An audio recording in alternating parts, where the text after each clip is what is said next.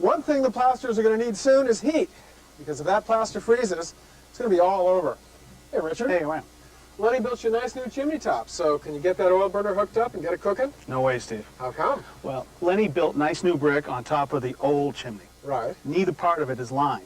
Yeah, so why is that a problem? Well, as you have modern heating equipment, it's got lower temperature flue gases coming up through.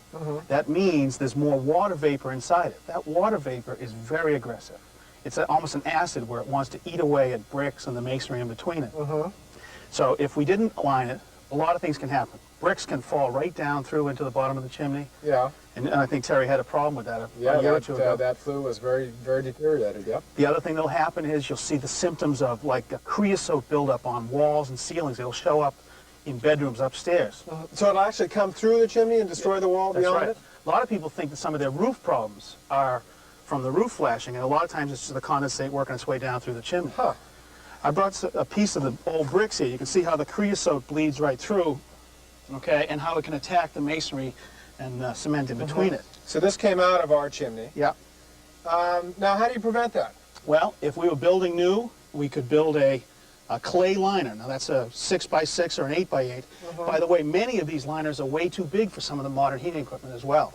You really want to be sure you size this to how big the heating equipment is in the building. Really? Yeah.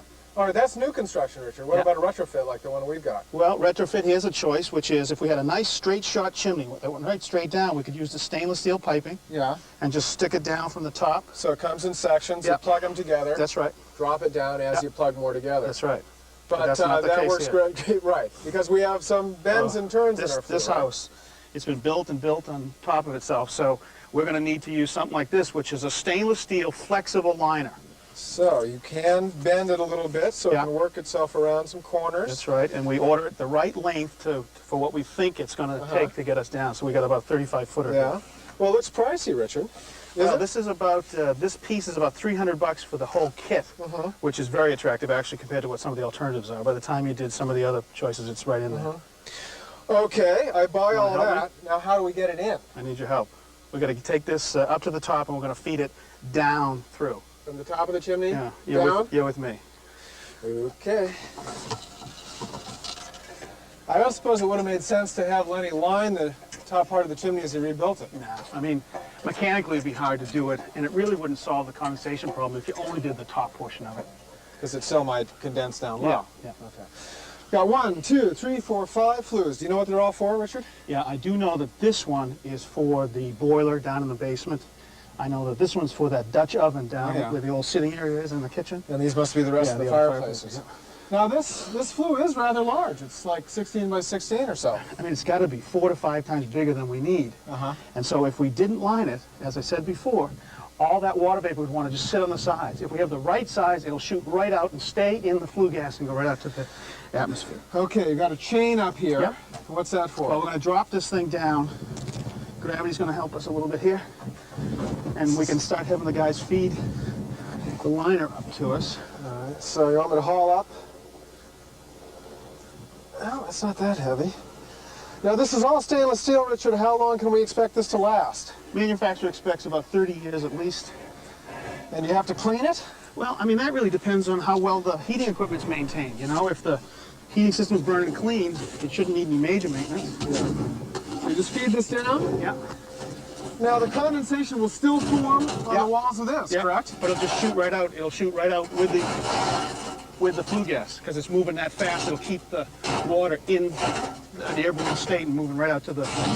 Because we're constricting the diameter of the flue. The gas moves faster. All right. So it's going down pretty easy. So far, I like it. If you wanted to have this done to your house, who would you call to do it besides you? Let's think about it. It could be heating contractors that aren't afraid of heights. Chimney sweeps. All right, so we're stuck on something. Chimney sweeps. Yeah, a mason. A mason. Okay, so that must mean we must be not all the way down, because this should have taken us right to the basement. So let's take a look down below us. And find out what's hanging it up? Yep. All right, let's go down.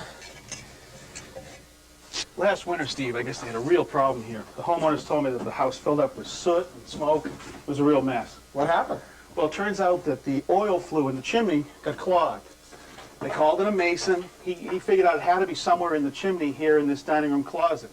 They excavated, opened it all up, and found that a brick had actually fallen down into the chimney. Huh. Now the burner kept on firing and filled the whole house up with smoke. What the mason did then was to rebuild this detail, to clean it out, but he used a piece of pipe in here that was just a galvanized piece of pipe, and you can see that the condensation in just 1 year is really starting to eat that away. Wow, that is corrosive stuff. Yep. So now it leaves us our stainless steel flex. It's going to be a hard one to get this one pulled away, but I think because it's flexible, we'll be able to get it right down. Okay, let's give it a shot. Okay, here's the chain. Drop that down into the We'll basement. drop that down, and then we can pull it.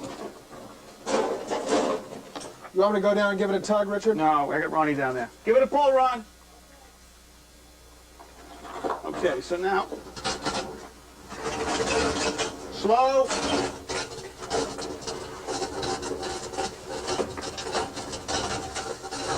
You gonna make it? It's a tight one. There we go.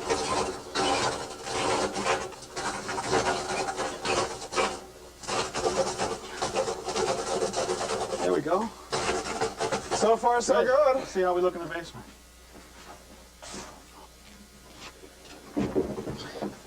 Hey, Bobby, that last 3 feet was a killer, wasn't it? You betcha. Good thing it's flexible. Yep. Now, Steve, the last thing we have to do is to connect the boiler to that flue liner. Now, oh, you got that all made up, the flue pipe. Okay.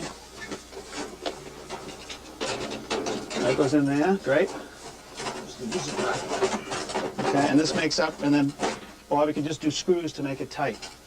Now we've got liner running from the top of the chimney all the way to the basement. Yeah. We still have to dress out the top of the chimney. One more thing to do, let's go. You're okay. Richard? Stay with us. We need you. Here we go. All right, the last steps up here, Steve, is to put on this collar. Yeah. And that's going to sit right over here. Now, as you can see, this chimney is so large that we're going to need another piece that's a little bit bigger. When we do put it on, there'll be a silicone bead that'll make a nice tight seal to the top. Okay. We'll keep all the water out. Yeah. The final piece is a top cap that'll set right down on top, and then we'll make it with a self-tapping stainless steel screw. Okay. That'll make a nice tight seal. Great, Richard. They won't have any trouble with smoking flues again. They won't have to worry at all. Thanks for the good work. Okay.